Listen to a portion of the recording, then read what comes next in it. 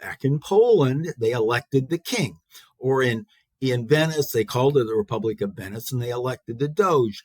But those were still authoritarian leaders. They didn't have the idea of republican governments, of elected governments, of representative governments, and they didn't have written constitution. It was a series of ideas presented by people like John Adams and his Thoughts on Government, the most important pamphlet he ever wrote that came out in May of 1776. Common Sense by Thomas Paine, which came out in January of the year.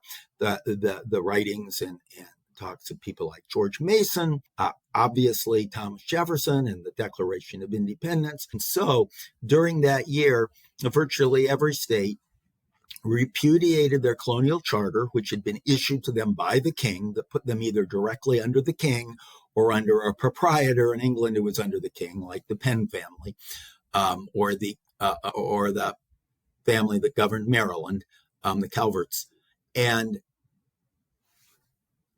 wrote their own written constitution, the first written constitutions ever written, which established republican governments under legislative leadership in all the new states, as they now call themselves. They were now states.